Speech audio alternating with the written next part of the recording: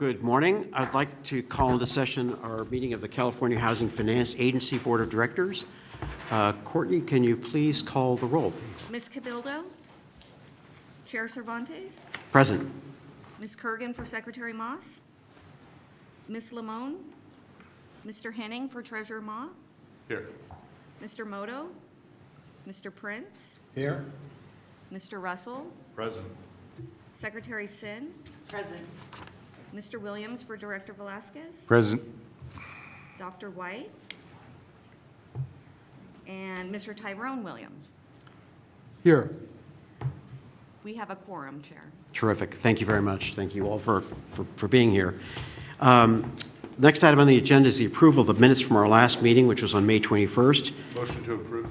Thank you very much. Is there a second? I second. Thank you, Director Williams. Jump ball. Our protocol is with motion and a second. The minutes are deemed approved. On to our third item. I just had a couple of comments to make. One is that I had the pleasure of meeting our new head of the Housing Development and Finance Committee, Jonathan Klein. We had lunch just before he was inaugurated. I'm really excited. I really support the effort being made with the state to sort of like come up with a more thorough, aligned housing finance effort. I know our executive director will talk about this in a second here, but I think it's a great move for us. I'm really impressed with him. Hope to get him to come to one of our meetings in the near future to talk about what that HDFC is about. And I'm sure that you'll all be impressed with him as I was as well. We've got a pretty full agenda here today. We've got a multifamily project approval. We've got the wrap up for the strategic plan and the budget for the upcoming fiscal year. So this will be the culmination of a year's worth of effort by staff and board on the strategic plan, which to me is a huge milestone. And I'm excited about the conversation we'll have about that later on.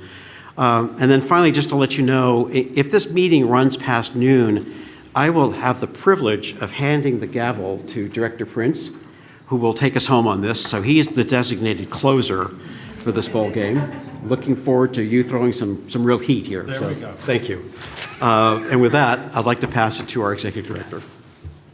Thank you, Chair Cervantes. First, I will say that we're going to do everything in our power to get this meeting done by noon. I'll leave it at that. As Chair Cervantes mentioned, a lot of movement at the state level. The new California Housing and Homelessness Agency will go into effect on July 1st. So that's next week.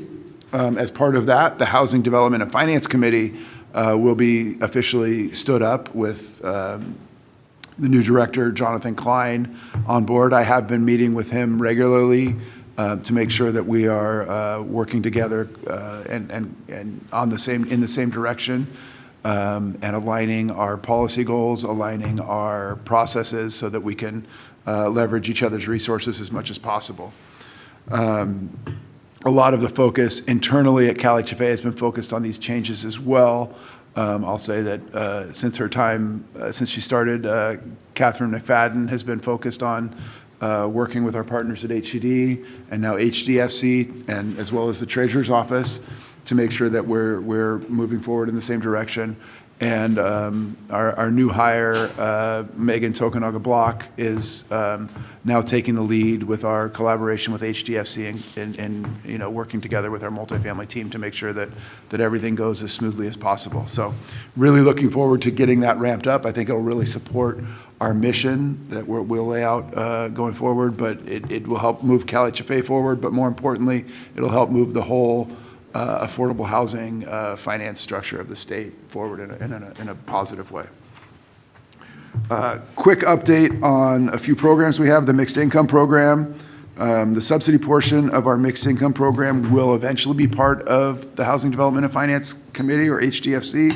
But right now we're still moving through the 2025 and 2026 rounds. For 2025,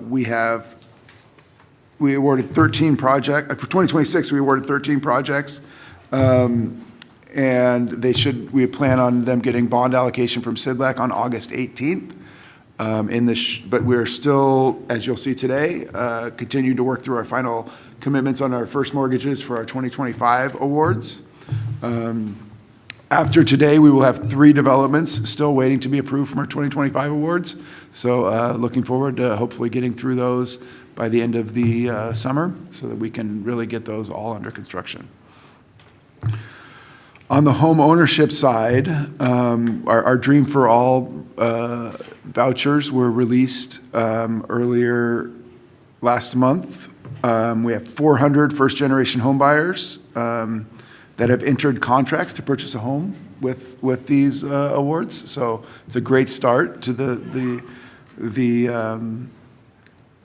awards that were made. Really much more quickly getting through the process than we did last year. So really excited to see this and knowing that we will be able to get the money out the door and help people get into home ownership sooner rather than later. Also, we have a new program that we're working with UC Santa Cruz to leverage what we've learned from the Dream for All program to start a shared appreciation loan program for UC Santa Cruz staff. This is funded with UC Santa Cruz, their own university's funding from real estate portfolio investments, not from student fees, to help fund about 15 to 20 homeownership opportunities for their staff. Really hoping that we can build off of this going forward with other employers and other partners with the lessons we've learned from our homeownership programs internally. CalAssist Mortgage Fund. We are up to over 1,300 homeowners with $46 million in grants encumbered, so it's a big pickup. I want to thank the board for helping us continue to improve that program as we move forward, and we're looking forward to how this moves forward. Rebecca Franklin has continued to be out in the media, so turn on LA News anytime and you'll probably see a familiar face talking about our CalAssist mortgage program. Along those lines as well, we have been working with the governor's office and our partners in the legislature and Department of Finance to work on a disaster rebuilding program that is still being finalized. We will, in the next month or two, bring more information to you about that, but something that we're looking to administer to help rebuild after disasters. Specifically, this initial phase will be focused on the fires in Los Angeles and Altadena regions. So looking forward to getting that up and running and helping rebuild as quickly as possible. A lot of speaking engagements over the last few months. Real quick, Catherine McFadden and I were in St. Louis for NCSHA Housing Credit Connect Conference, and then right after that went straight to Napa for the California Council for Affordable Housing Conference, where we spoke to really let CalHFA, let people know what CalHFA is doing, as well as letting developers know how we're partnering with our state and local partners to make the whole housing finance process easier. Kelly Madsen and a member of our CalAssist team were at a meeting of the California Recovery Support Function Leadership Group, hosted by our BCSH agency and HCD in Sacramento, to talk about the CalAssist program and how we can, what resources we have available there.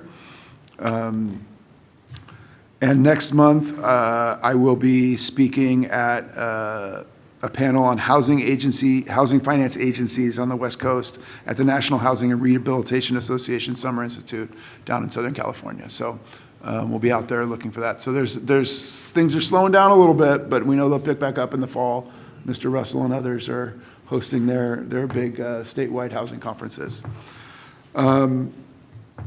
The last thing that I want to say before we get moving on the agenda is that I really want to thank staff for all the hard work that's been put into what we're going to bring to the board today on the budget and the strategic plan.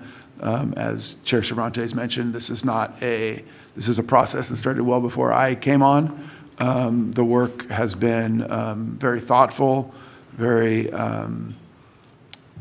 It has not been easy, a lot of difficult discussions, but I think we got to a place where we are all on the same understanding about how CalHFA is going to move forward, how we're going to move forward as part of the larger housing infrastructure in the state, and how we can be a good partner and get as much affordable housing into communities as possible. So thank you, staff, for all of that, and looking forward to having that discussion later in the agenda. Thank you very much. Next agenda item, item 4, is discussion, recommendation, possible action to approve a loan commitment for the Gateway Tower 220-unit project in Santa Clara County. I understand that Director Prince will be recusing himself. Yep. We'll let you know when we're done. Thank you very much. Catherine McFadden, our head of multifamily, will walk us through this. Director Prince, with this action with regard to recusing yourself, you're supposed to announce why. The Housing Authority is providing vouchers. Thank you. Thank you. And thank you, Council. Okay, good morning, Chair Cervantes and Board of Directors. Catherine McFadden, Director of Multifamily Programs. Really happy to be here. Before I start in Gateway Tower, I just want to give a shout out to our multifamily lending team. We had an unprecedented week last week. We had 4 closings occur on one day, one singular day. And what that represents is 2 MIP perm loan conversions and 2 MIP perm construction loan closings that total 468 units, $86 million of CalHFA perm financing, and $15.9 million in MIP subsidy. The team is supported by our fiscal, our finance, and our legal team. And I just want to have a huge shout out for this unprecedented event and thank them for all of their hard work. Okay. Up is Gateway Tower. Today, we have a request for board action. We're seeking final loan commitment for Gateway Tower, a CalHFA permanent loan, $43.95 million, and a MIP subsidy loan of $4 million. So overview of the project. Gateway Tower is a 15-story, 220-unit, 100% affordable mixed-use high-rise built on an urban infill half-acre infill parcel in San Jose's SoFa districts, so in downtown San Jose. I'm going to give you a little bit more detail today because there are really some unique features that I want to go into a little bit more detail that I think you're going to find very interesting and a lot of community benefits in this project. So it is a Type 1A steel frame construction. It's integrating preserved historic facades, and it including the 1918 Herald College facade. And what that means is this was the former site of the Herald College, and Doc Herald was a pioneer in radio broadcasting. So the project is going to preserve a component of the lower historic facade, as well as the creation of a 180 square foot exhibit honoring this early radio pioneer, Charles Doc Herald, which I think is really significant. So a little bit about the developer. It's Core Affordable Housing LLC. The construction is by Core Builders. They're a vertically integrated affiliate. Core was established in 1989. They're a very experienced developer in both affordable and market rate, and they have a strong track record for delivering affordable housing and experience with CalHFA. The construction lender is JP Morgan Chase Bank. The investor is Enterprise Housing Credit Investments, and the property manager is Greystar, and the service provider is Abode Services. The project will have 220 total units, including 2 manager units, so 218 affordable.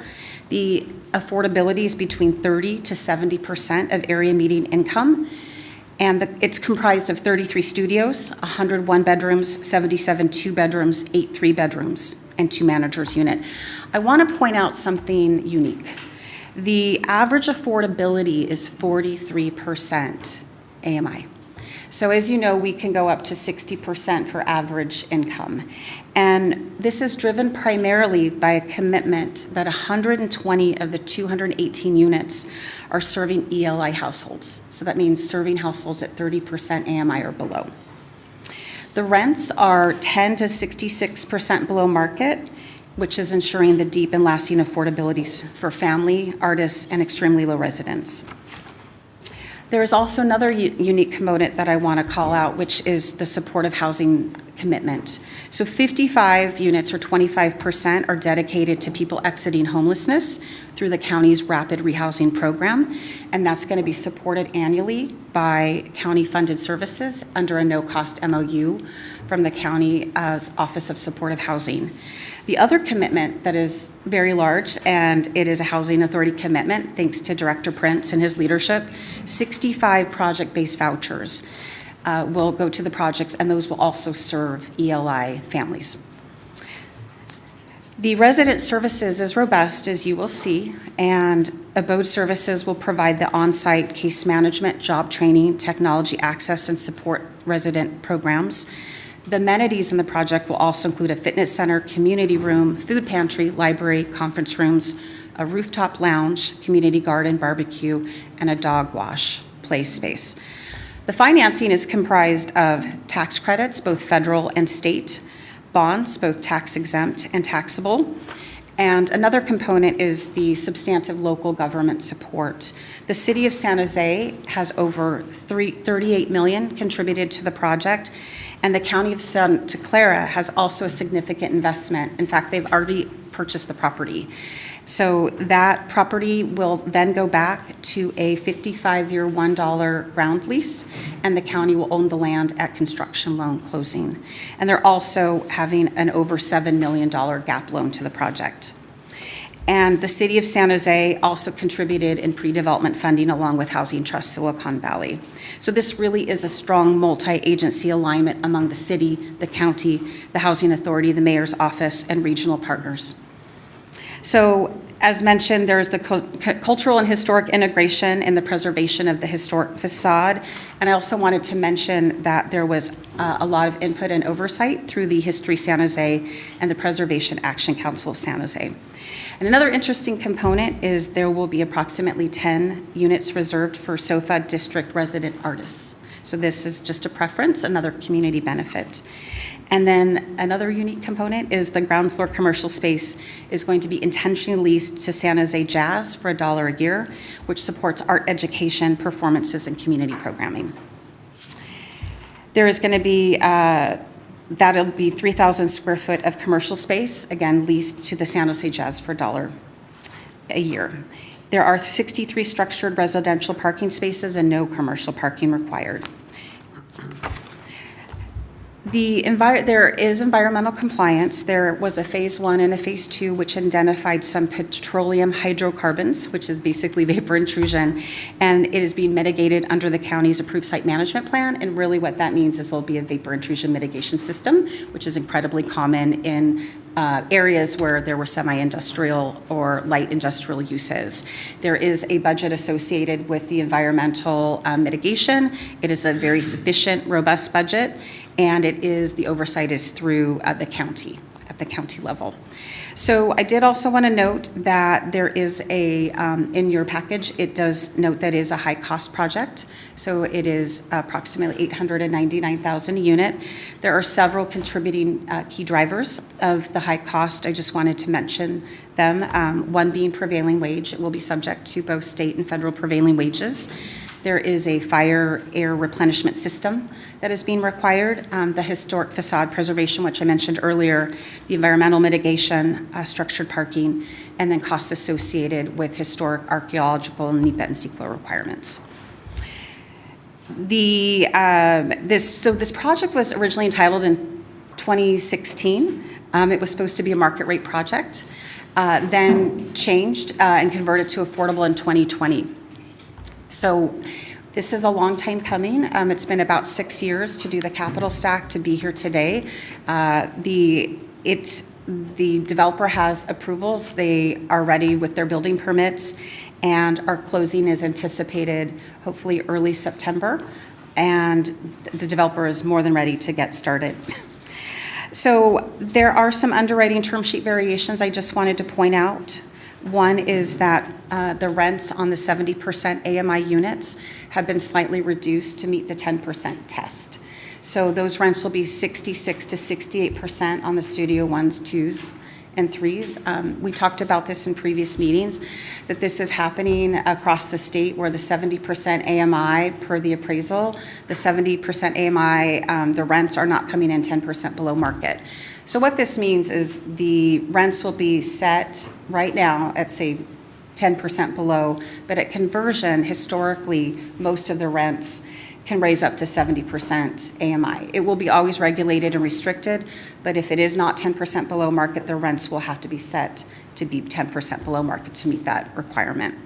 Another term sheet variation is that the city density bonus regulatory agreement will record senior to the CalHFA agreements, subject to subordination, and that again is a typical and common variation that we have approved in previous projects.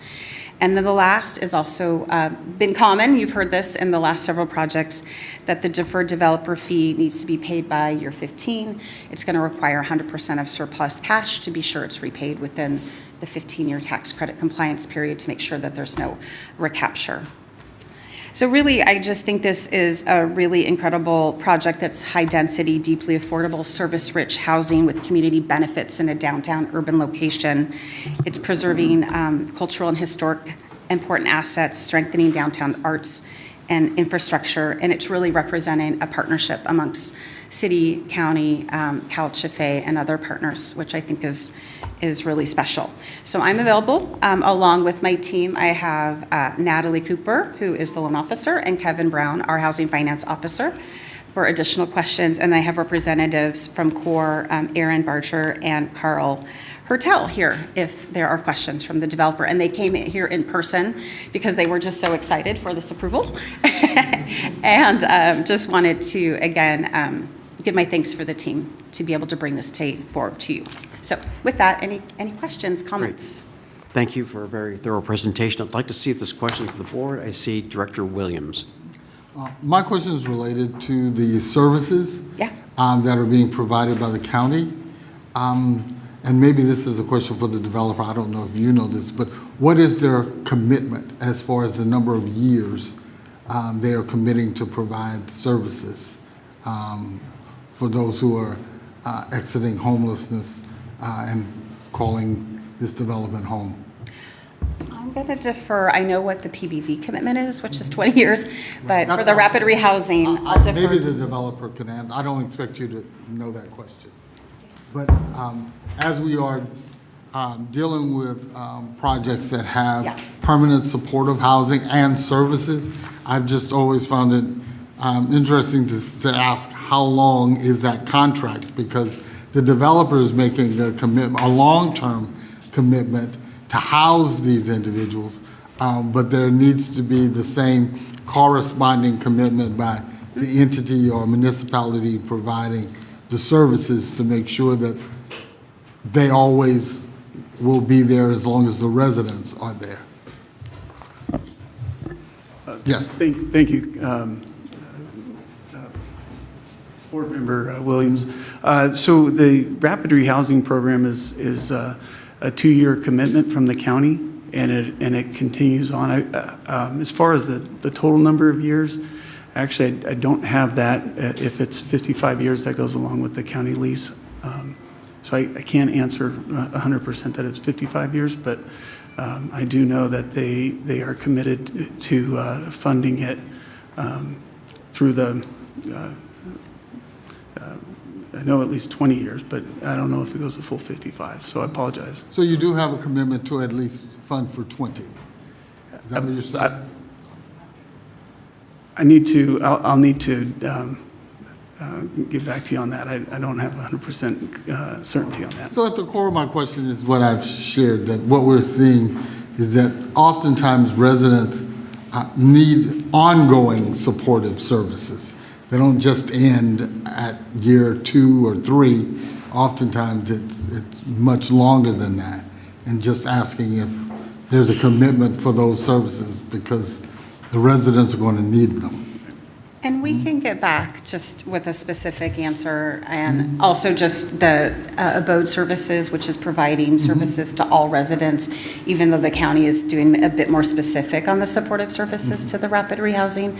But we do have a really good, robust budget just for general supportive services, offered to all residents. But we'll get back to you with that commitment certainty, and thank you for your comment. Well, I think your project's great. I mean, now I understand. Okay, so it was market rate It was. initially, Initial. and then, because you never see 100% affordable in an environment where this project is located, or at least it's rare, let's put it that way. Right. But I'm glad you all made the switch. Well, we did, but we kept the building design from when it was a market rate building, so it's still a glass tower. Okay. All right, thank you. Other questions? Yes, Director Sin. Just following up on some of Director Williams' thought process and line of questioning, I think it's really imperative that we get assurances in this project from the county what their type of commitment looks like, because this is moving us a little bit from affordable housing models to almost permanent supportive housing. Having a project-based voucher from the county is excellent, but that does not immediately come with services. And even in a rapid rehousing model, so there's a lease up within that 2-year supportive services commitment that doesn't outline what is going to continue to ensure these residents stay stably housed. And that would, in turn, jeopardize the project if there's not consistent, or if there is consistent turnover and lack of repayment for the commitment of the rents. So I do have more questions, certainly, about what the county's commitment here is, what they have declared would be required by them or committed to from them as far as the supportive services. And of course, not all supportive services are created equal. Yeah. Thank you. Director Russell? So first, comments, this is a great project, and it's a really great example of when people accuse affordable housing of being too expensive, but the number of things you are doing here, you are not just providing housing. There is a litany of other kinds of benefits to the community that are exactly the reason why we make these investments, is to improve the community. And kudos for making the effort to get the quality and the range of benefits that we've got here. I think with the parking, when you talk about the 70% units and parking are related, because I'm seeing a lot of projects where, especially as you get to higher income bracket, the consumers have more choices. And so the lack of parking can be a major factor in retention of tenants. And one of the things that I'm hearing now is people are starting to hire transportation coordinators, the developers are, because they can't lease up these properties unless they can assure the families that they can either house their cars somewhere off-site or find alternate means of transportation, or, it's a big issue. So I just want to make sure that we're alert to that it's great that when we remove the parking requirements, is like in San Diego, commercial zones, 0, right, across the board. There's so many cases where you just don't need parking at all, but we're finding that it is a competitive disadvantage when you're getting especially toward the 70% up to 80% AMI units. For that, people can go to a slightly more amenitized building and have parking, and so that's a big deal.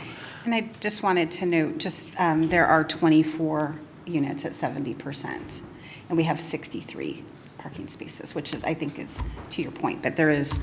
Well, the question is, are those allocated to the higher income bracket units? And Yeah. and if not, that's you're Yep. running into challenges. But it is a serious issue that we just need to be aware of. As we fought for years, if we could just get rid of parking requirements, we're going to bring down the cost of housing development. We'll have a flood of housing. Everything's going to be great. Now we're getting units that they can't rent in some cases because, especially 3 bedrooms. There's a number of 3 bedrooms in San Diego I know of where they were having a hard time leasing them up. We used to have a line out the door for every single unit that came on market. Now these realities are, this is something, it's a push and pull. I just want us to be aware of that. Thank you. So the MIP units, can you explain to me that the MIP cost per unit is that because did we subsidize them further? There's a different per unit cost for the MIP units, and I don't That understand doesn't the include the mechanism. manager units, so that's why it's different. Got it, okay, very good. And then the city's investment is also something that makes all these other things really possible. It's pretty remarkable, the size of that investment, and I'm going to talk to him about that later, the missing seat. Just to commend him on getting the city to make the kind of commitment they are, because that's what makes projects like this happen. Absolutely. And, so kudos. And I am also interested in the services issue. obviously, because a lot of my members have mixed population properties, and it is especially challenging in those settings when the folks who really need that help, it can upset the balance of the whole community if the services are not consistent. Yep. So thank you. Thank you. Other questions? Director Kurgan? Thank you so much. Thanks for being here, too, in person. On the hot seat. Just kidding. Everybody's excited. Good. Given what you mentioned, Catherine, about the historic nature of the facade, imagine you've been dealing with some preservation issues. And so I wanted to understand the status of getting through the State Historic Preservation Office approval and how that's moving for you here. Absolutely. I can speak to that. Great. So I personally have been directly involved in ensuring that there is alignment between SHPO and the applicant and CalHFA. CalHFA is the lead agency as we go forward with Section 106 consultation. And right now, it's under consultation. We have a current alignment on timeline that we are very hopeful that we're going to get concurrence with the consultation early next week. Okay. So I'm very hopeful that that will move forward, and then that is an approval. Then we can move forward on the other steps necessary to get NEPA approval. So it has been a definite partnership and a collaboration, and I want to just say that we've learned a lot and will improve processes and have earlier communication and alignment around timing, especially with timelines given around affordable housing. There are deadlines, and ensuring that all of our partners throughout the state, that government to government, that we are in alignment with the timeline realities that happen with our affordable housing deadlines. So I think this is a great opportunity to strengthen our relationship with SHPO and then other agencies as we move forward with different agencies that require outside approval. So I'm very hopeful and optimistic that approvals will be soon. Okay. Aside from the optimism on the approvals, I appreciate your optimism and focus on building a strong relationship with them. Yeah, to be able absolutely. to make the next project go smoother. Absolutely. I won't restate what the other directors mentioned about services, but I think it would be helpful in future board packets to understand the duration of the partnership that you have through MOU or contract with your lead services provider. What I can say, it's been a long time since I've worked with Abode directly, but I think the caliber of services that they provide is also one that looks to weave existing services, working directly with the owner when needed, but also continuing to scan. This is like my expectation for services, that the service provider will continue to scan where there might be gaps and work closely with property management and the owner to bring in resources as needed. The county's commitment here is really helpful for continuing to provide an anchor for the services and the resources that the county can provide. So even if the project doesn't provide it directly, the ability for a strong services provider to be able to refer out. Because in my view, there's a 0% chance that any property can fully meet the services provisions on site, but rather that they need to be able to effectively refer out as well. So I'd like to see a little bit more in the packet next time, just given the overwhelming interest, but appreciate your ability to answer questions today. Absolutely. So Thank that was you. more of And a will do. comment than a question, but thank you. Other questions or comments? Yes, Director Henning. Just really quick, Mr. Chair, the rest of our esteemed directors have brought up the majority of things that I would have talked about, but, really the commitment from the city and county is commendable. These are the types of projects that the treasurer likes to see, where everybody is involved. Hopefully, with their involvement, they'll also bring their services, as they know that they are invested in many ways in this community. Director Russell, I'm familiar with this area, and I do know that there is a lot of transit. But along those lines, Mr. Chair, this is at least the second committee of late where we're starting to deal with some of the issues around parking and trying to figure out what that right match is. I would suggest that it's probably good that we have a conversation just about what we're trying to achieve with making sure that there's reasonable transportation around and parking and trying to reach that. I think it's worthy, not even project, this is not about your project, it's beautiful, but how we want to see this proceed into the future. And lastly, I would be remiss if I didn't mention having a dog wash. which is a small but important thing for a lot of people. I know that the treasurer would be incredibly supportive of that, something that not a lot of people think about, but I love the thoughtfulness that's gone into this project. Thank you. May I have a second Yes, turn of the please. mic here? Thank you. Well, so with regards to parking, one of the things, even having transit nearby, I'm using City Heights in San Diego as my model because it's been studied very intently. And what they found is that the economic opportunities of the residents were limited to where they could get transportation to. So they had their skill level was not the issue. Their economic opportunity was most limited by whether or not they could get to where the jobs were. And so even though we have robust transit, City Heights is in the middle of the most transit-rich part of San Diego, it doesn't go to where like the tradesmen might work, tradespeople might work. It doesn't go to the hotels necessarily, some hotels, not others. So I think there's a really nuanced discussion about, like if there's transit available, that's great. Does it actually connect the population to where the jobs that are? I couldn't agree more with Director Russell. This is an issue that's even hit the state level. I know that there's a lot of state buildings that aren't exactly aligned with a bus route or a transit route. And when folks are trying to access those services, oftentimes have some difficulty. Yeah, absolutely. So again, not to take any shine off this project, just these are issues we raise. Often we use the project in front of us as a straw man to beat them up to surface other issues. Absolutely. So the last thing I will say is, when you describe your role in the historic preservation side of things, I like that you leapt to the front of this. It sounds like we're providing a very high level of service as a lender in this kind of coordination. Is that accurate to say? It is part of our HUD risk share responsibilities. Okay. And I would say in this particular project, our involvement became, I would say, necessary but important and will continue. Oftentimes, consultations, we provide letters to SHPO and they have 30 days, and if they don't respond, it's sort of deemed concurred that they approve the consultation or they have no comments.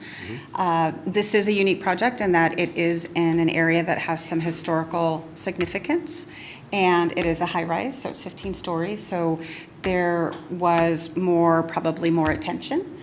We do have other projects kind of similar nature, but I think just overall in general, it's important, as stated, to be in that partnership and to really understand our role as the lead agency in the Section 106 consultation, which is an incredibly important component of our role in getting NEPA approval. Well, I appreciate hearing that as a board member, just to understand the elevated levels of service coordination, Yeah. et cetera, that distinguishes us as an entity and as a business partner, and I just really commend you on that. And your answers illuminated for me a side of our business that I was not aware of. So thank you. And I think Aaron has a comment to the transit comment. I actually had two comments, one on the transit and then back to the subsidy with the county for the RRH unit. So as far as parking is concerned, I know we have limited parking in the building, but we are in a parking district in downtown San Jose, and we have a number of parking structures and open parking lots in San Jose that we have discussed and has been used on other projects in downtown to actually rent parking spaces if it becomes necessary. So we've talked about this with our property management team. And in addition to that, we also have bus routes that are along Market Street and First Street in San Jose, as well as we're a quarter mile from the light rail system of San Jose. And that actually connects with BART. And so folks that live in our building can actually use light rail and get to all areas of the Bay Area, San Francisco, Oakland, Walnut Creek, the East Bay. So that, hopefully that addresses some of your questions about parking. And then as far as the subsidy, the RH subsidy with the county, it is a 55-year commitment as our MOU is signed. And so every 2 years,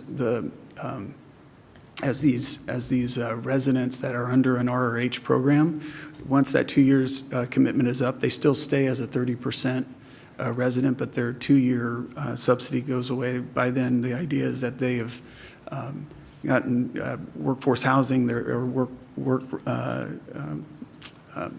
training, and then they're back in the work world, and so they can afford the 30% AMI rent, and then somebody else comes in and gets that subsidy.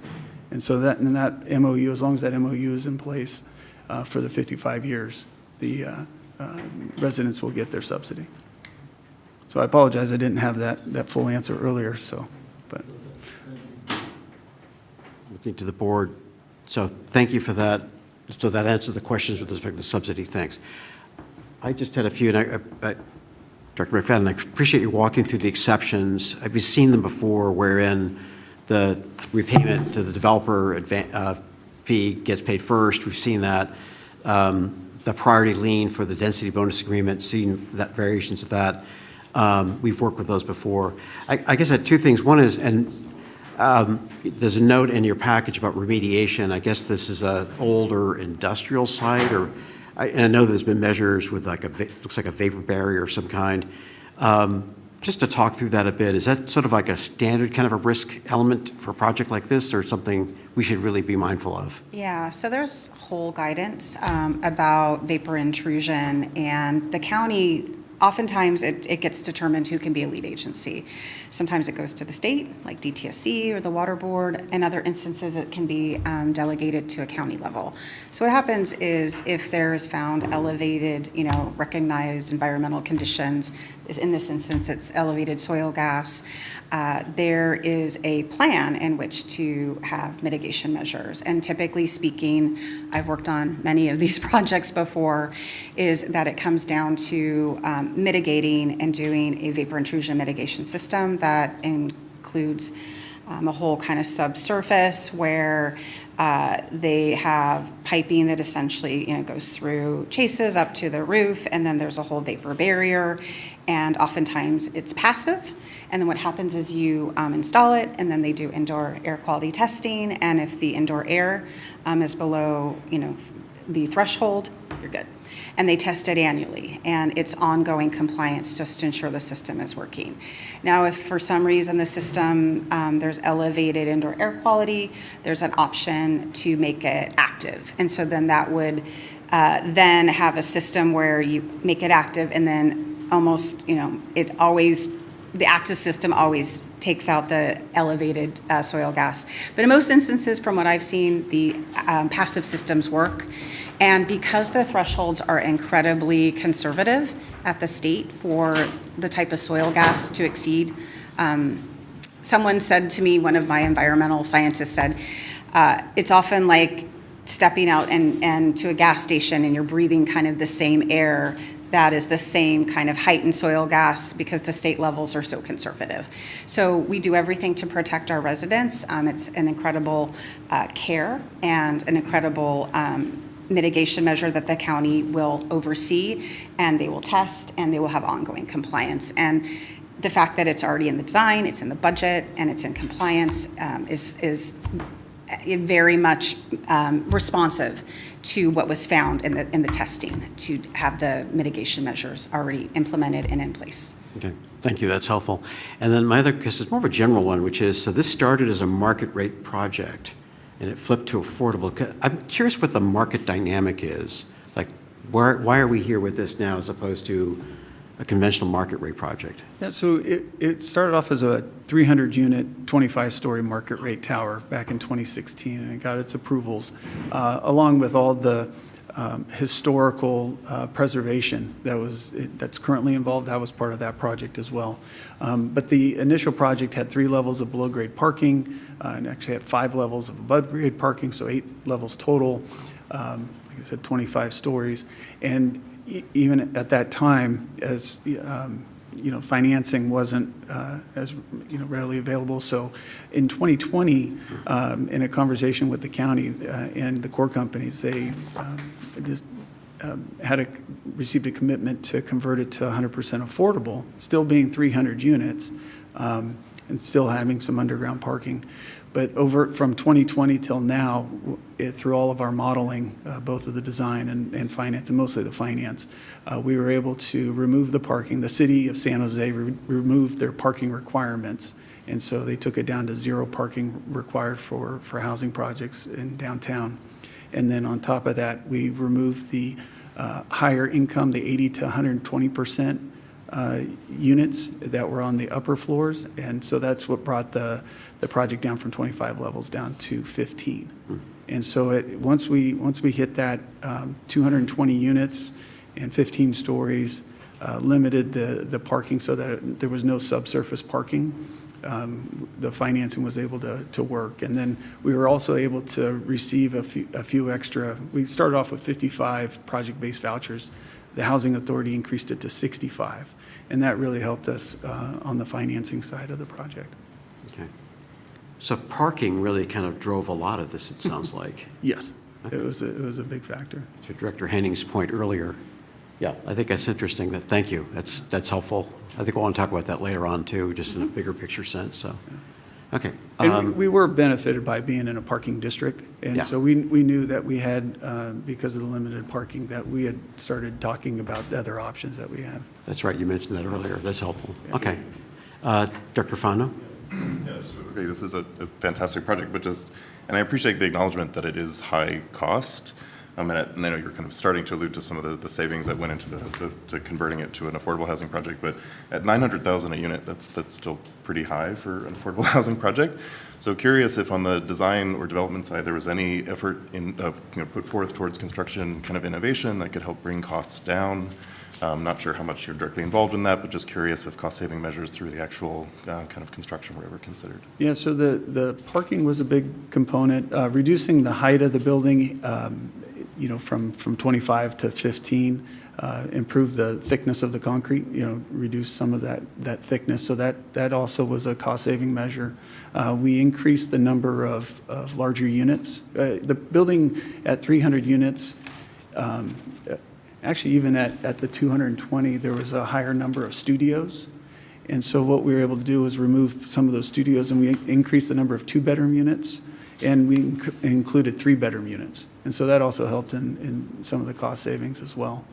But outside of that, and just to kind of revise a little bit of the statement, it's a type 1A construction concrete structure with metal framing inside. So it's really a concrete structure with metal framing. So I apologize if I wasn't clear on that earlier, but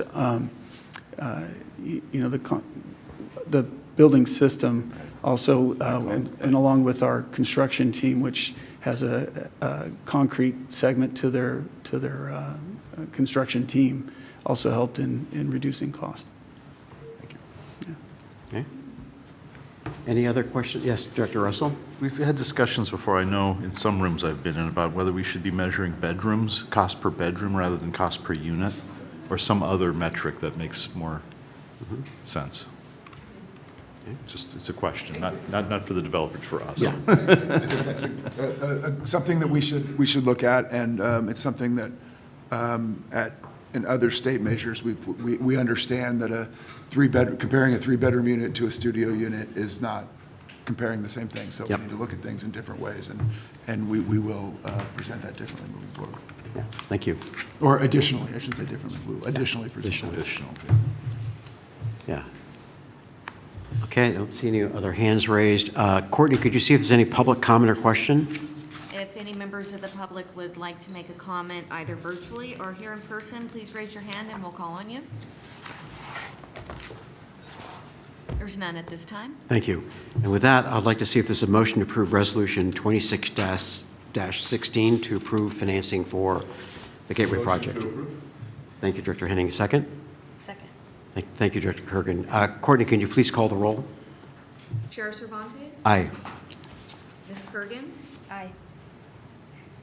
Mr. Henning? Aye. Mr. Russell? Aye. Secretary Sin? Aye. Mr. Brandon Williams? Aye. And Mr. Tyrone Williams? Aye. Resolution 2616 is approved. Great, thank you. And before you go, this is really an intriguing project. You've got a lot of great questions here that provoke some thinking by the board, but it really is creative, going to serve a great purpose. I love the partnership with county, housing authority, city, and us, and state. Good luck. Get it done. We're very excited. So thank you very much for your Yes, time. thank you very much. I just want to say, this proves that I'm not the one who starts meetings then. I think it's true. Doesn't prove anything. Okay. That's a long time to stand out there.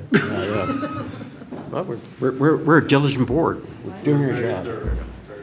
So we have agenda items. I didn't have a chair and you're like, just make this stand for a while. Desperate to figure out You control this meeting, Joe. Yeah. So we've got agenda items 5 through 7. We're going to discuss the strategic plan, the business plan for the year coming up, and budget. And with that, I'll invite Kelly Madsen, our Director of Enterprise Risk Management and Compliance, Rebecca Franklin, Chief Deputy Director, and Erwin Tam, Director of Finance, to speak. Thank you, Chair Cervantes. I want to start first by thanking the board for their deep engagement and partnership over the last year on the development of this plan. Your feedback over the several touch points that we've had has really helped to shape the strategic and business plan in front of you. My bad.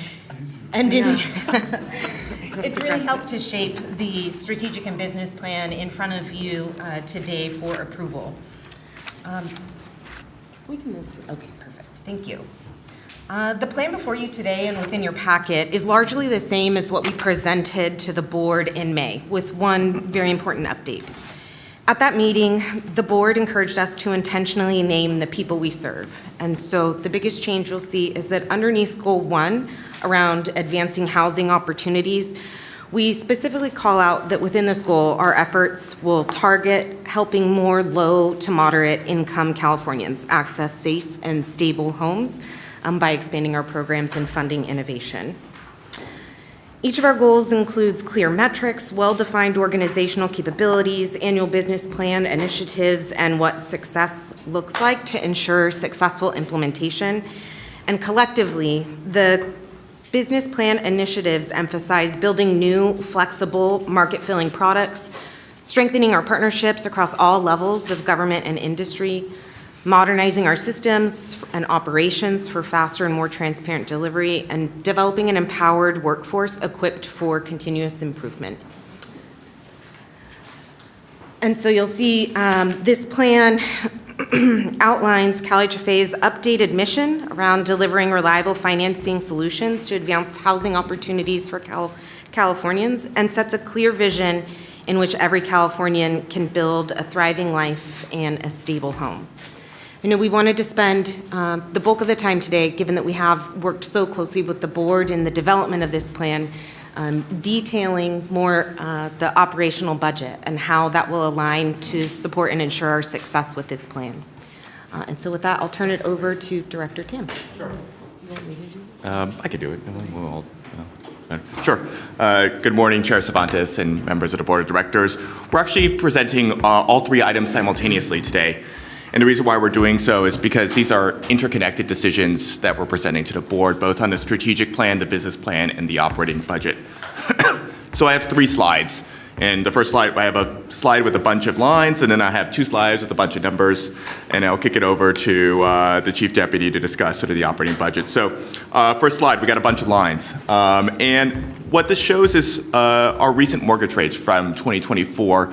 As the board knows, single-family programs generates about 60% of the operating revenue, and in sort of a range bound between 6% and 7% mortgages. And I want to highlight 2 sort of points here. One, the resilience of the program, given stubbornly high interest rates over the past couple of years, and 2, sort of the value of the program. We charge 1% simple interest deferred.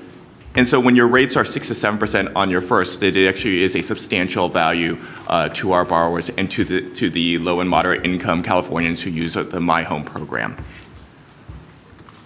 On the next page, here's my table of numbers. There's a lot of confusion in the market right now.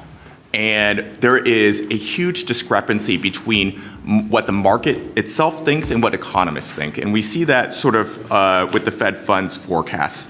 Fed funds projects that there will be a rate hike by the end of the year. However, economists don't have that at all. They actually project that rates will decrease in terms of Fed funds by the end of the year. So I guess what that means is there's a lot of uncertainty. There's uncertainty with rates, and therefore, there's a lot of uncertainty with our sort of like production question, numbers in terms of its reliance upon interest rates. So again, there's no consensus. I want to highlight sort of the bottom 2, which is even given the stubbornly high interest rates on the single-family side, there still is a projection overall in the country that there will be more home sales in the future years than are occurring right now. And so when we look at the agency's overall revenue expectations for the upcoming budget year, let me go through first of all, I'm just going to highlight the top two sort of drivers of the agency's financial performance. One, again, is single family. So on the single family securitization side, we believe that these numbers are supported by those projections, that even again. I can't see the numbers, but is that page number 10? Oh, yeah, sorry. I apologize. It's just formatted differently, so maybe. Yeah, so it is the orange table on page 52 of your, of sort of the packet. I know the packet has. Oh, 52. Oh, there's also, yes, there's two. If there's a memo that kind of holds everything together. I think it's page 10. Oh, page 10 of the, yes. Page 10. Thank you. Also, I'd like to note, in the back of your binders, you do have printouts of this presentation, Where in the back? at the very back. But also, you're correct, in the strategic plan, it is page 10. Okay. So, I was just trying to follow along, so it's added. Okay. Yep. Okay. I want to make sure you have all the access to all the numbers. We're going to show you on the screen. We're going to show you 3 times in your packet in the budget memo and in the strategic plan as well. At the treasurer's office, we love numbers, particularly big ones. Well said. So again, we'll talk about the 2 biggest numbers then. Again, so on the single-family side, it's securitization. So when we access the TBA market to finance our first loans for our, in conjunction with our My Home or Dream for All program, those revenues are represented in the securitization line item. And again, we believe that our volume is going to be supported by the economic forecasts that were previously shared with you on the prior slide. Multifamily revenues are a little bit different. We receive the bulk of our revenues from interest earnings on the loans we have, either on balance sheet or through the indenture. So one of the things that in our upcoming loans, if you recall, the board acted a couple of years ago to allow for future hedges on our production, and those hedges actually sort of lock in the economics of our loan production. So we're very confident that we will be able to hit the increase in interest as loans convert. I think that Director McFadden mentioned that we've closed several loans in the past month, and so again we are fully. We fully believe that we will be able to hit those interest numbers and those earnings as stated. One interesting thing to note, again, is that we established a new indenture in 2023. This is relatively young indenture, on the grand scheme of HFAs. Most HFAs have been around for about 50 years. So, but in the past 4 years, and including this upcoming fiscal year, our new indenture will be producing about 50% of that interest number that you see there. So it's growing quickly over time, and it's helping support the operations of the agency. So I will ask if there's any questions on the revenue forecast before I turn it over. Other questions, Director Sin?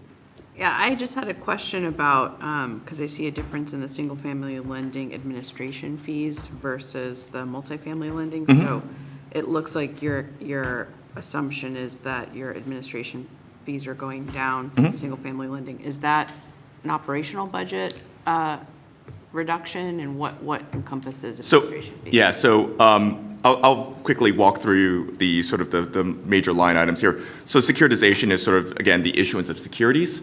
So on multifamily side, it'll be our conduit bond program, and on the single family side, it'll be the sale of MBSs. Lending fees are fees paid by any borrower of our loans. Loan servicing, pretty self-explanatory, and administration fees are we collect fees from essentially funders. So essentially, if other third-party entities give us money, we collect an administration fee to help defray the costs of running that program. Okay, thank you. Just to be concrete, that those types of outside funders could be the state of California? Correct. Okay, great. So a program like Dream for All, for example, I mean, that's kind of embedded in that. Correct. Thank you. Or the Santa Cruz, the UC Santa Correct. Cruz example. That's very correct, yes. Thank you. If you could maybe walk through the multifamily side as well. Sure. So again, I can walk through sort of the variance. We did see a sort of, again, we count units and revenues when deals close, and a couple of deals had slipped from last fiscal year to this fiscal year. So the decrease in securitization is more of a timing issue rather than any sort of production-related. It's not like there's less. I mean, technically there are less, but it's because we had more because deals rolled over from the prior fiscal year into this fiscal year. Lending fees, again, pretty flat to this year. Administration fees as well. And again, the increase in interest you see is because we anticipate 2 bond issuances to support multifamily perm loan production in this fiscal year, and therefore those would produce interest earnings once those bonds are issued. Other questions? If I may add to that, I think one of the things on the multifamily side, as you've seen in our strategic plan and in our business plan, we do expect to increase lending volume going forward, but a lot of those revenues will come in long-term future years because a lot of that is earned on interest over time as opposed to in year one that we earn a lot of the revenues on the single-family side. Yeah. And again, to the executive director's point, lending fees typically are at origination or at perm loan conversion, so they're one-time.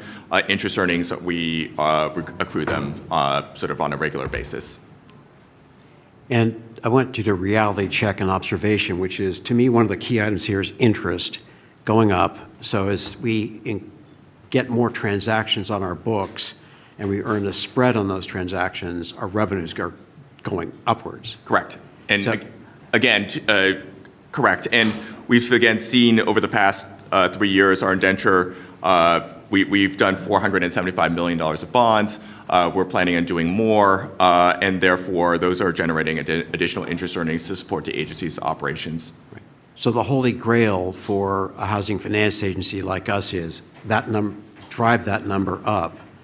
Eventually, at some point, interest earnings, the interest component could be something that basically covers the agency's costs and ideally generates money in excess that we could plow back into affordable housing. That's, to me, the virtuous circle that gets us to being more of a player in the affordable housing world. Am I seeing this the right way? Yeah, correct. And so, 2 months ago, I was in New York for a conference, and I was on a panel with both New York HDC and New York HFA, and both of which who have indentures significantly larger than ours, throwing off income. I believe that HDC's has $16 billion in their indenture. We have $475 million, again, relatively young, and they're generating approximately $150 million of interest earnings a year from their indentures. So we're on that path.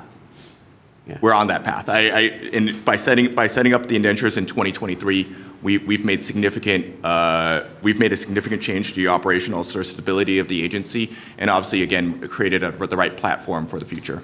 Yeah, and to me, that was I think I remember a conference where there was Massachusetts, New York, and so on, other HFAs, and that was the epiphany, which was like that you drive that kind of lending program, it becomes something which can make a meaningful difference, but over time, because you have to walk before you can run. So that's kind of, we're in the walk fast mode, maybe. So. It's again, we're generating about $8 million of revenue from our indentures so far. Which is up from significantly higher than it was we didn't have anything from 2023. It was new. So yeah, we're on the march. Okay. Any other questions, kind of real comments on this type? Okay, please go on.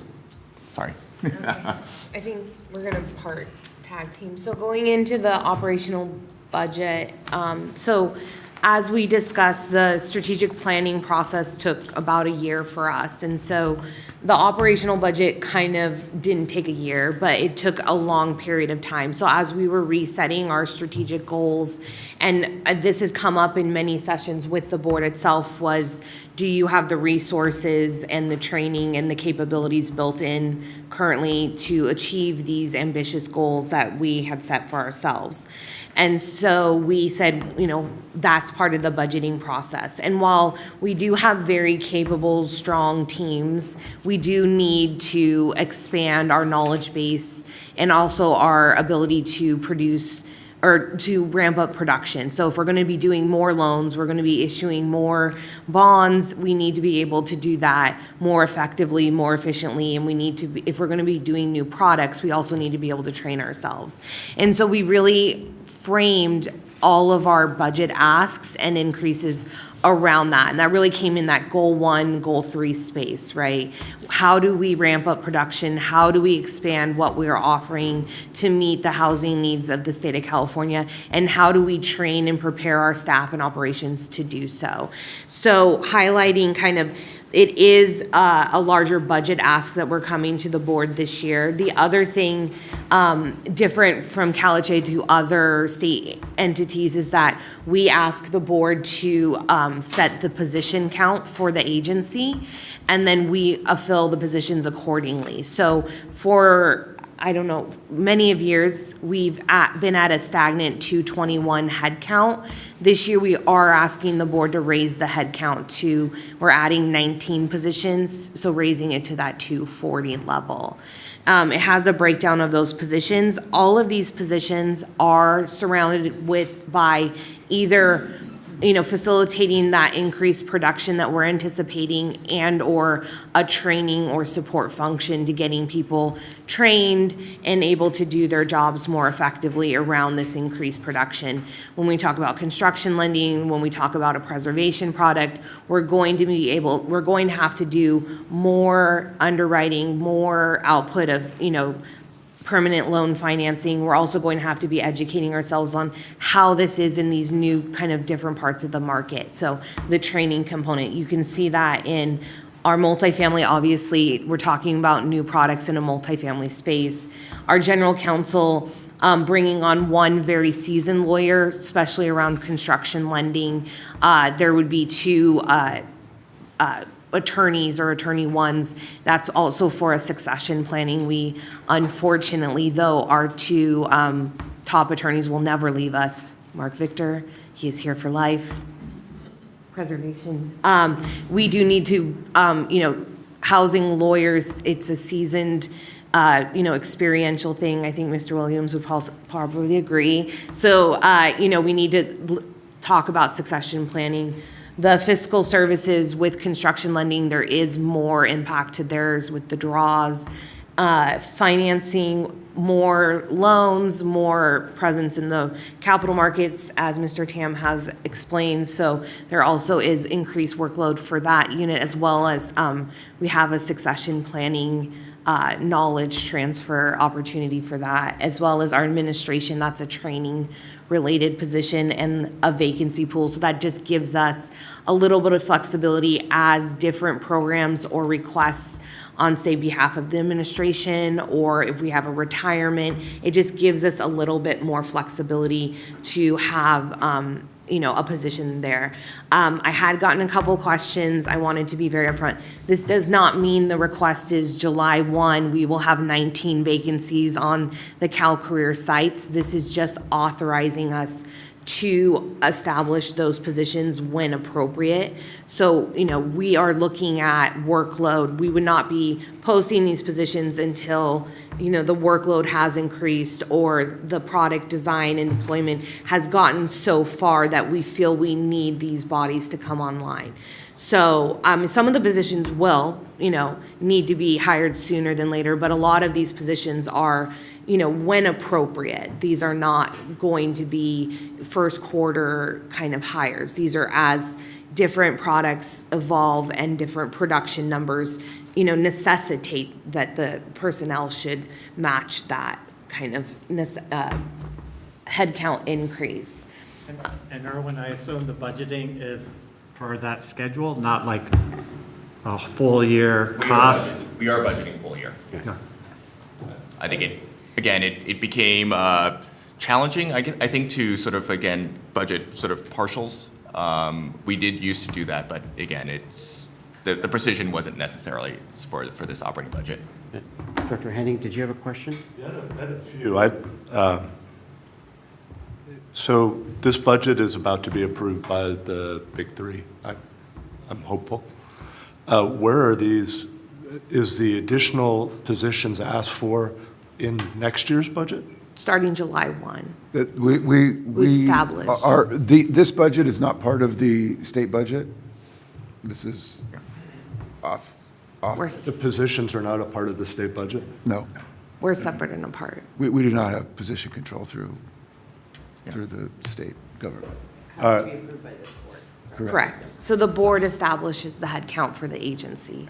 We don't go through the state controller budgeting process or Okay. position. I've seen CalHFA listed in the state's budget, and so that's why I'm, Yeah, so we do report numbers as part of just an informational practice and like information sharing, but this board has the way the agency was set up, the board has the sole authority to establish the head count. It's a similar process as if you sit on a CalSTRS board or CalPERS board. I sit on both of those Okay. boards, and it is different than Okay. those boards. So what is the current vacancy rate? The current vacancy rate is, I can do the math. I think I think it's like 8%. I believe we are currently at 208 employees. So of the 221, we have funded. And then vacancy pool is not something that I've heard used, a term of art that I haven't heard Okay. used before.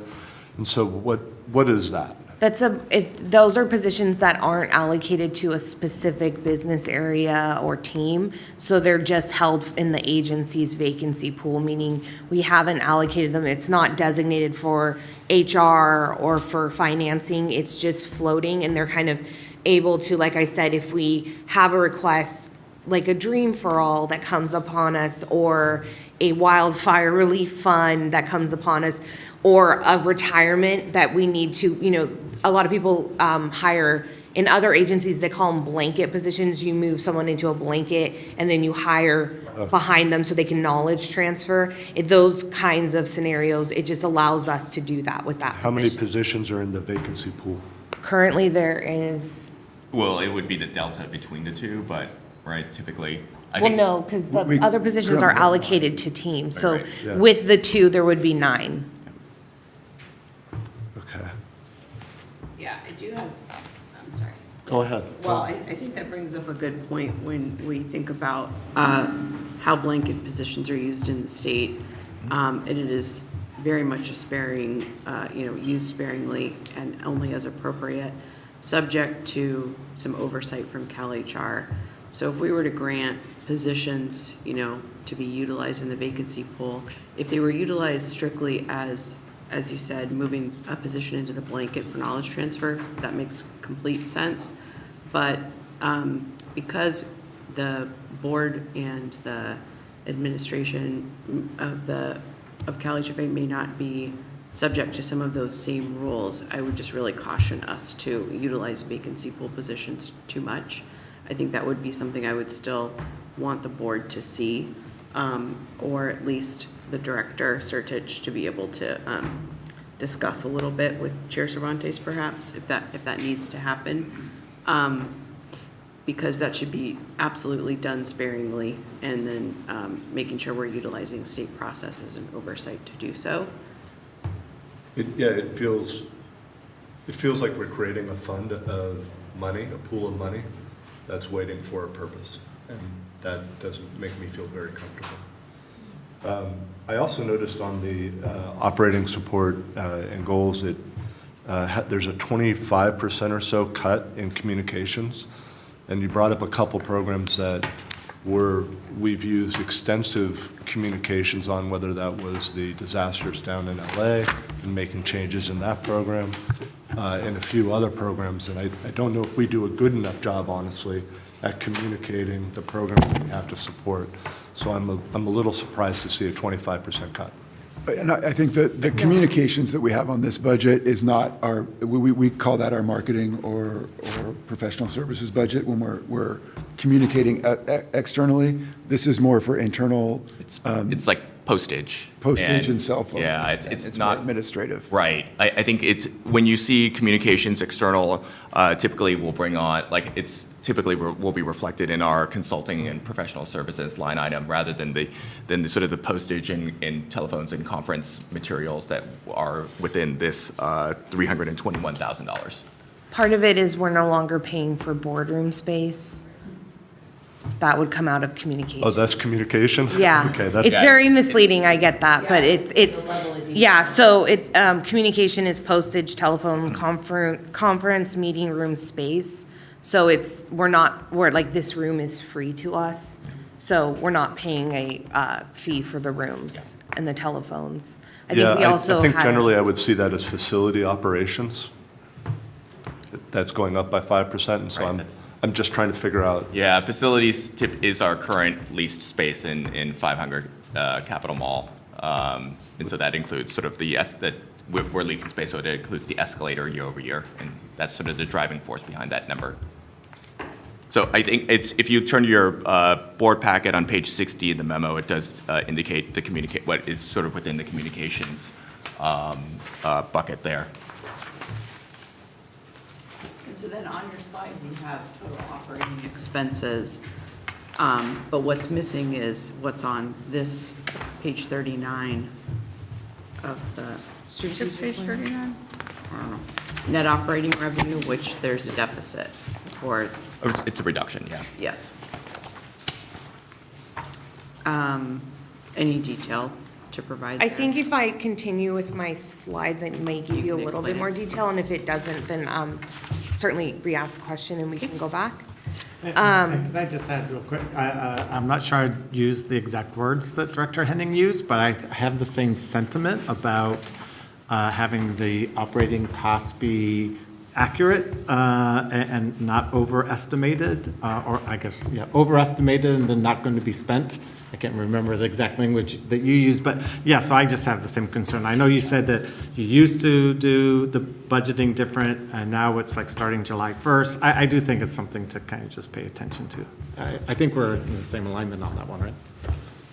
If I could interject, though, I mean, if you're talking staffing positions here, I think this is a more conservative way to do it. You're assuming July 1, X positions, even though that person may not be hired till like April 15th of next year, but we've got it budgeted. I mean, so we're going to, the budget's always going to be on the higher side on the personnel component because we're assuming July 1 for X positions.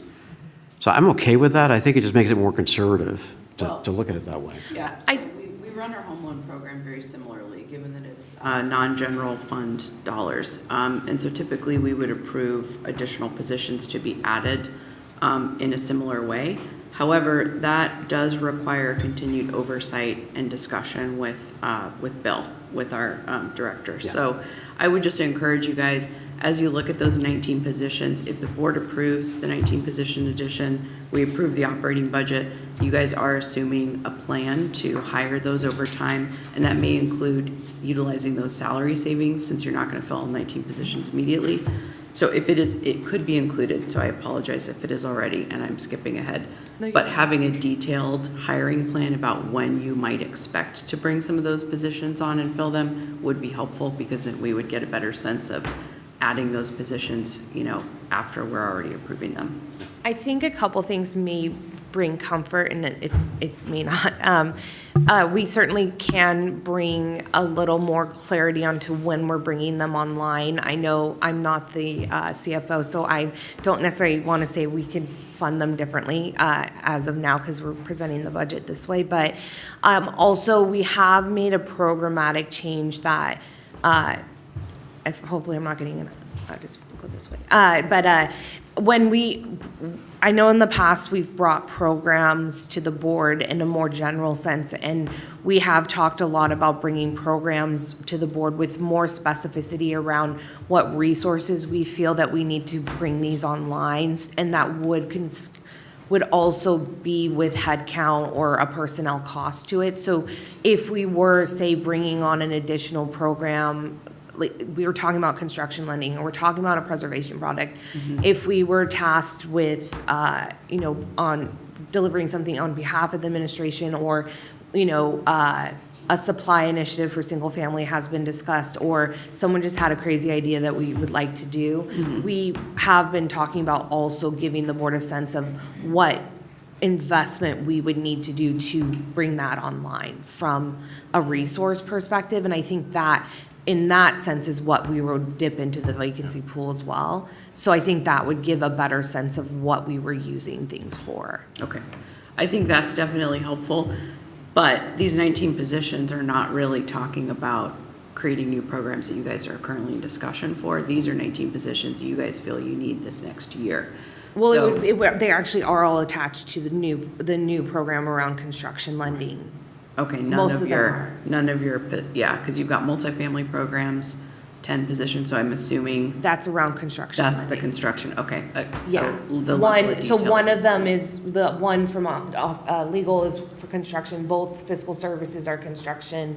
The administration is, we will probably recruit right away, that's training for the whole agency. So yeah, that one is kind of construction, kind of not. So I would say the financing one, we won't recruit right away.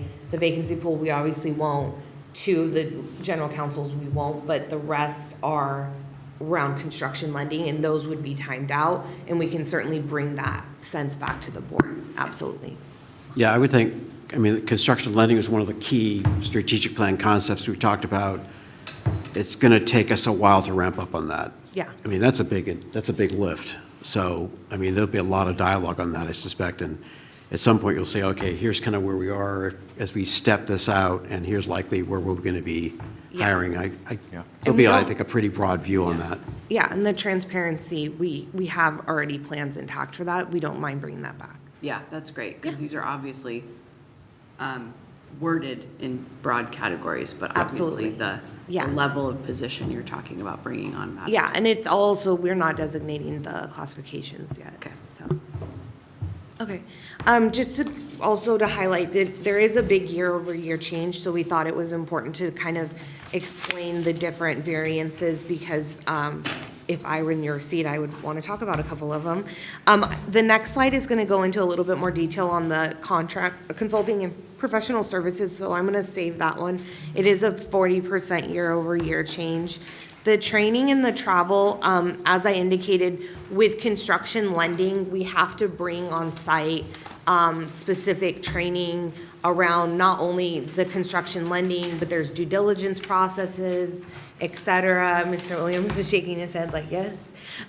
So that is, there is actually $500,000 in two different buckets around bringing on-site support around the construction lending and getting a setup, not only from like a due diligence risk perspective, but also the functional perspective of training the staff and getting that going. So that is also a really big component. We've had many discussions as we've talked about the strategic plan. I know Mr. Williams, Mr. Tyrone Williams has been very outspoken about making sure that we are not only staffed up, but trained up to be able to do this and do this in a, risk, I don't want to say adverse, risk-aware way and manner to the organization. So, and then a lot of, sometimes of our training does require travel to other states for this training. Some of the training will be brought to us, but we also have that.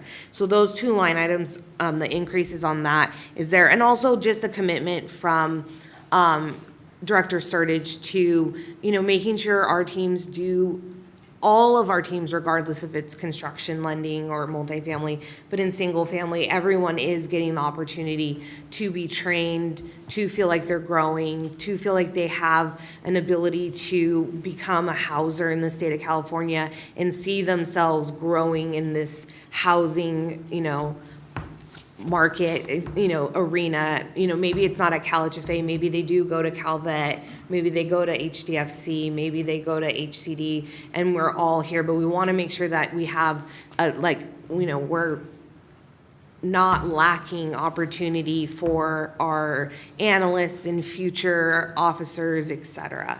And so those two line items have increased significantly in the 20% area. And then this 200%, it's servers. So all of our, I've become a server expert. So I guess when servers are end of life, you have to replace them all at the same time because they provide redundancy in the data, and they all have to be running on the same, like, version. And Could you really get into the details on this? yeah, I know. I was very like, can we buy used ones? Like, can we extend a warranty? I tried to negotiate. Our IT team was very like, stop talking to us. This is a one-time cost? It's a one-time cost. And actually, we started buying, we had a little extra money, so we started buying them. I think we bought a couple this fiscal year because it's so close. We started to buy them because the price is just increasing right now.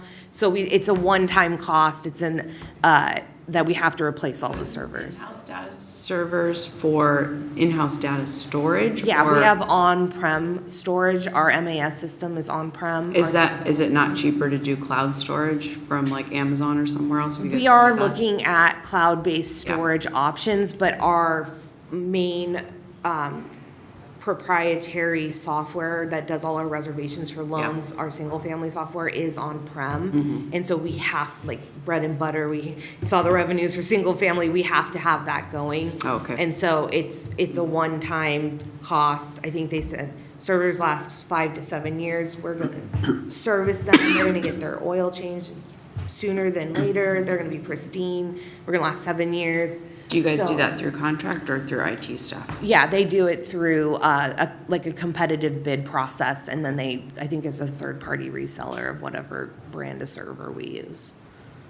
So, Yeah, I would just recommend, I mean, we just had a conversation with the CIO about our servers, and they highly recommend having them cloud-based, just because of the security that provides. The redundancy is needed at that level, at least with the general state services.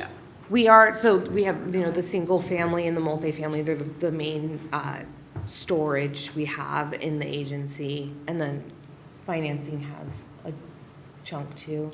But we're looking to move the multifamily into a cloud storage because we need to replace that storage immediately. And so then, once we have that option, we'll slowly, I think, address the MAS issue. But right now, we just are locked in on-prem with that one. So we need to buy the storage. So it's just a one-time cost for that line item. I'm going to move to the consulting services, and there's any questions. So there was a accounting process change year over year that made the consulting and professional services line item look inflated. So last year at this time, when we presented this line item, we did not present the contracts that we had in place or the placeholders for contracts on those that were programs that we administer on behalf of other entities that have an external revenue source, so that 2.5 million you saw in the revenues. So it would have been Dream for All or the CalHFA program that's funded through the National Mortgage Settlement. There's the Wildfire Fund now, or Wildfire Relief Fund. Rebuilding Fund, I'm sorry. I work in CalHFA, we relieve. So, so those are eventually funded, those contracts are funded through another source than the CalHFA main accounts. They don't come from our revenues. Our revenues aren't going into that. And so we did have to make a process change. And so those line items in the red, the marketing and then the single family, looked inflated. And so we wanted to call out that while they're in the operational budget and they are going to remain year over year going forward, we wanted to call out that this year there was a change than last year, which created what looked like a 40% year over year growth. So if we did take those line items out, since they're going to be technically paid for or they're passed through by the fees, administrative fees that we collect for running the other programs, the true kind of contract total is that 5.8 million instead of the 8.4 million that is in the operating budget. Which is right, in the current budget, it's 6 million, if I read this correctly, looking at page 52. So it's basically, if you take out those distortions, it's about the same. That's correct. So Yeah. we should see a stabilization of that number Yeah. moving forward. So basically, between last year and this year, we are asking for basically the same amount. But we made the process change. So we added contracts that we normally don't present in the operating budget. Part of the reasoning for this is, some of these are one-time costs, in terms of this disaster rebuild. We don't know how that's gonna go forward. In the past few years, the Dream for All, when we develop our budget, the Dream for All has not always been in as part of the state budget. But we do have some rolling forward from the spring, some costs rolling forward, so we know that's there. And the CalAssist is rolling off as well, so I can't say this will be, these costs will continue going forward, but we want to recognize what the real costs are to the agency, knowing the one piece on the revenue side that we added in was that $2.5 million of additional revenue coming in. That is an approximation for what the rebuilding fund might bring in terms of additional special program revenues. So it's offset on that side, but the increase on the expense side is from these administrative functions that we're serving for other states. And do you have a sense of how long your average consulting service is? I mean, it really depends on the contract. I mean, I think. Yeah, and that's what I'm saying, Director, I'm trying to get at, like, are these long-term? Like, are we supplementing services that we would continually use at CalHFA? No, Or these are one-time sort of 1 ramping or up a programs. year, 1 or These are 2 years? correct. These are short-term contracts that we're looking to, for example, the CalAssist is generally, to your point earlier, it's a lot of marketing, making sure that we get the things out there. So it's not replacing jobs that we would otherwise. No, I appreciate it. You, like us, have a lot of complexity in the work that we do that can't, sometimes you have a real hard, I shouldn't say can't, but you have a real hard time finding experts. Yeah. When it's And not so someone we you're would hire constantly- permanently for short-term work Almost, either. yeah. And also, the contracts are segregated, so we would not extend the contract outside of that. So like the vendor we used for CalAssist to do the online portal or the eligibility review, that starts and ends with CalAssist. That contract will end when that program ends, and there's no bleed out into the CalHFA operations in any way. I completely appreciate that. It's stuff like, I Yeah. have a thing about auditing. Yeah. And those things need to be, renewed every few years, but it's not something that you're ever going to bring in-house. You're going to No. use those outside auditors. Yeah, the monies do not mix in any way. So they're very separate. If we for some reason have an HFA need and the same vendor won a competitive bid process, it would be two different completely separate contracts. We also at CalHFA ourselves have an amendment cap. We do not allow perpetual contracting. We make our programs rebid contracts after so many amendments. So we do not mix these funds in any way with these contracts. Yeah. So in large part, you're like bringing more transparency to how the administration fees come in on the revenue side and on the expense side, just to say it as simply as possible, right? Yeah. And that varies significantly given the gifts of programs that you all inherit, and I mean that like only slightly funny, but sometimes they're unexpected. So I appreciate that we're kind of truing up what we've seen in the past and then doing our best to project. Okay.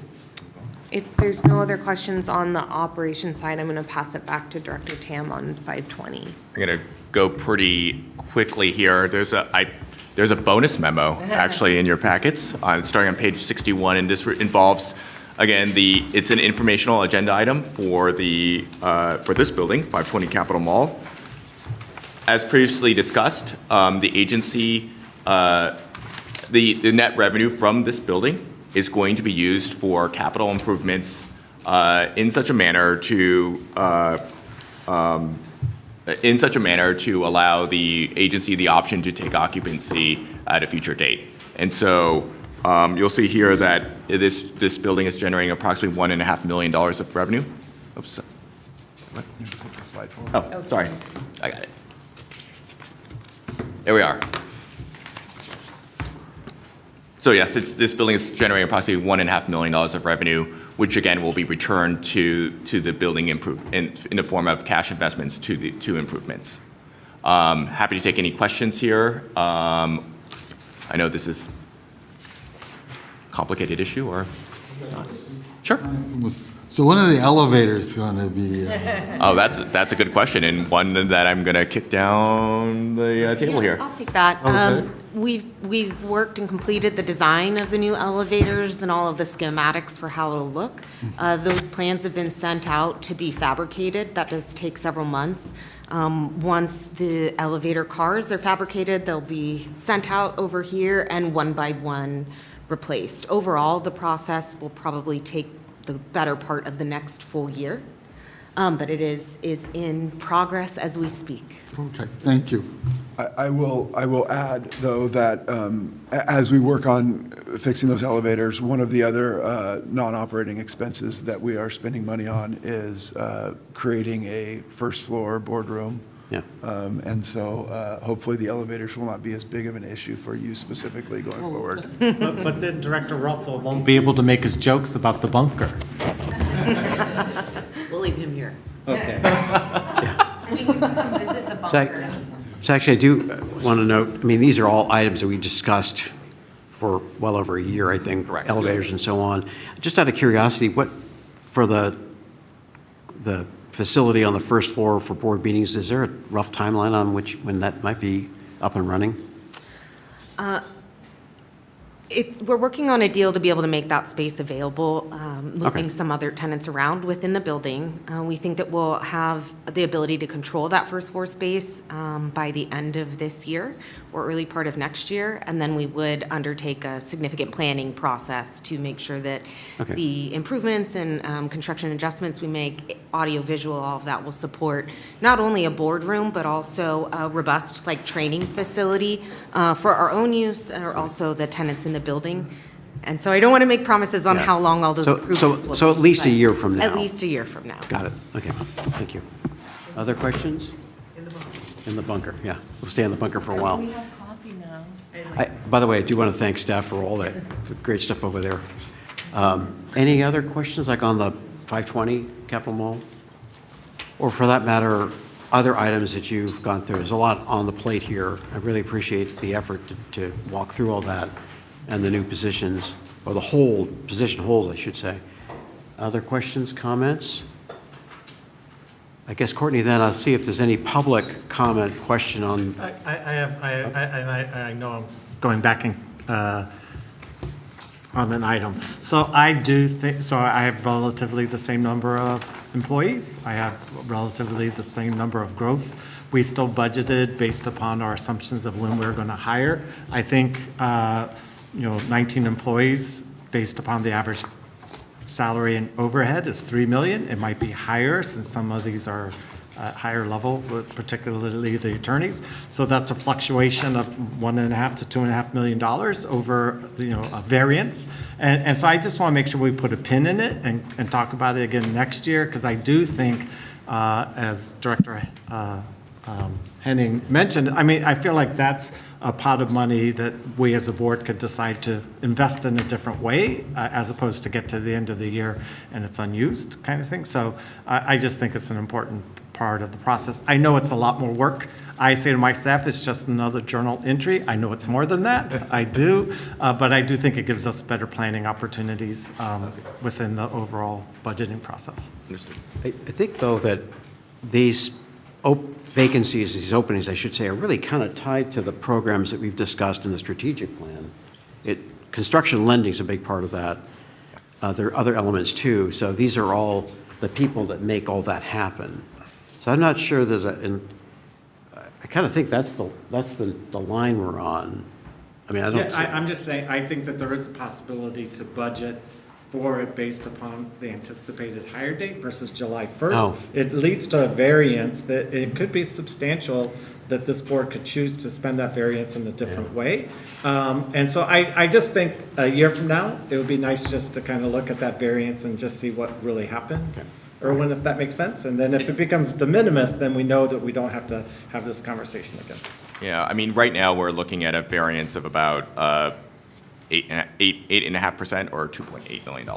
So under our current budget, so we do budget again for when we budgeted for the full 221 in this fiscal year. That's for the Current fiscal year. 25, 26 fiscal year.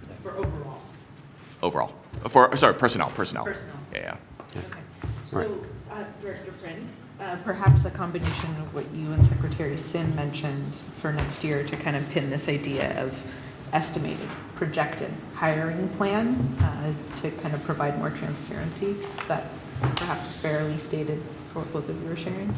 Yeah, and I just go, because the philosophy that I have is it does give the opportunity, if there's revenue, additional surplus funds, that my board gets to choose how to spend that and how to invest it. How about that way? And I just think that taking the conservative approach takes away that opportunity for this board to think about investments. And so again, we can just, I was going to use the same word, put a pin in it. Let's talk about it next year, and I think that would just be great to. Not pop it. No. Okay, with that, any other questions, comments? We have this discussion covered 3 topic areas. We have 3 resolutions, so we'll do each one. Unless there's, and Courtney, I don't think I've asked for public comments. So I think we're okay in that regard. Before you take action, let's go ahead and ask. Okay. Public.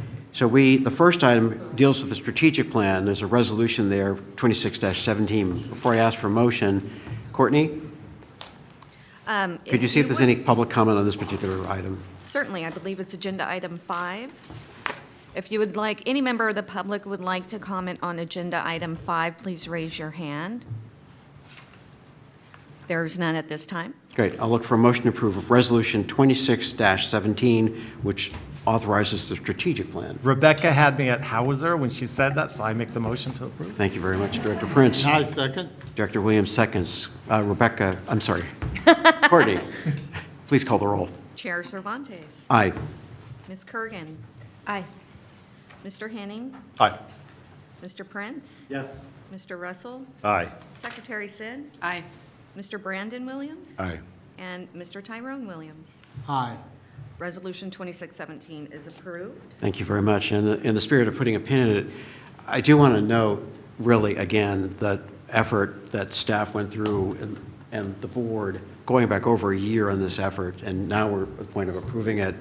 I'm really excited by this plan and the opportunities we have to work with our brethren, if you will, sister in the housing sphere. So looking forward to it all happening. Thank you. Thank you all. Now with that, we're going to move to the business plan. It's Resolution 26-18. Before I ask for a motion, I'd like to see if there's any public comment question on this item. Certainly, if you would like to comment on agenda item 6, please raise your hand. None at this time? Thank you. I'll ask for a motion to approve Resolution 2618, which approves the business plan for fiscal year 26-27. So moved. Thank you, Director Russell. Second. I'll second. Great. Director Pence seconds. Courtney, can you please call the roll? Chair Cervantes. Aye. Ms. Kurgan. Aye. Mr. Henning. Aye. Mr. Prince. Yes. Mr. Russell. Aye. Secretary Sin. Aye. Mr. Brandon Williams. Aye. And Mr. Tyrone Williams. Aye. 2618 is approved. That's great. And then we have the final resolution, which is to approve the operating budget, which makes all this happen. This is Resolution 26-19. Before I ask for a motion, Courtney, can you please see if there's any public comment? If you would like to comment on this agenda item, please raise your hand. There's none at this time. Then I'll look for a motion for Resolution 26-19 to authorize the adoption of the operating budget for fiscal year 26-27. So moved. Thank you, Director Kurgan. Second? I'll second. Great, Director Prince. Courtney, can you please call the roll? Chair Cervantes. Aye. Ms. Kurgan. Aye. Mr. Henning. Aye. Mr. Prince. Yes, with the Mr. pin. Russell. Aye. Secretary Sin. Aye. Mr. Brandon Williams. Aye. Mr. Tyrone Williams. Aye. 2619 is approved. Yes. Terrific. Thank you all very much. Thank you. And with that, we're on agenda item 8, which is the information reports. They're in the package. I'd like to see if there's a board member who has a question or comment on the information items. I'm looking. I don't see any. Courtney, can you see if there's any public comment or question on this particular item? If any members of the public would like to make a comment on agenda item 8, please raise your hand. There's none at this time. Okay, that's great.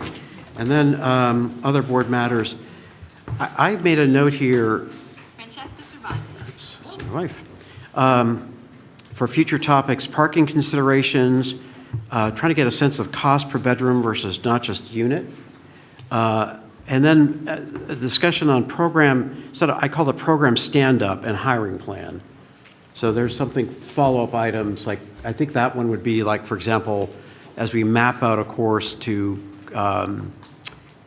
inaugurate construction lending, we would then talk about that and also what the game plan is for hiring staff and so on. Those are the 3 items I wrote down. Are there other items board members have that we might want to talk about at a future meeting? I meant to bring this up maybe during Tony's comments, but Erwin made me start thinking about it, which is I think that there are a couple of potential ballot measures or like legislative proposals to do homebuyer programs that I think involve CalHFA potentially if they're approved or adopted. And I think one component actually, and I was really intrigued by the national percentage, around 17% of new homes out of the total sales. I think we have a goal of 10% of new production, which I think is fantastic. And but I believe one of the programs at the state level has new production. It's like 100% new production. Anyway, so I know just like this much about all of that, and I just love for down the road a presentation about what's happening and how that would impact this agency. And I think it would really blow up our operating budget if passed, but that'll be a whole nother conversation to have. Well, that's what the pin's for. Yeah, exactly. That's, well, to pop it, yes, exactly. Any other items? Okay. With that, we've got item 10, which is public comment. This is for members of the public who might want to make a comment on matters within our authority, but not on this agenda. Any members of the public would like to comment on this agenda item, please raise your hand. There's none at this time. Okay, great. And with that, thank you all. We're adjourned before noon. Do you know?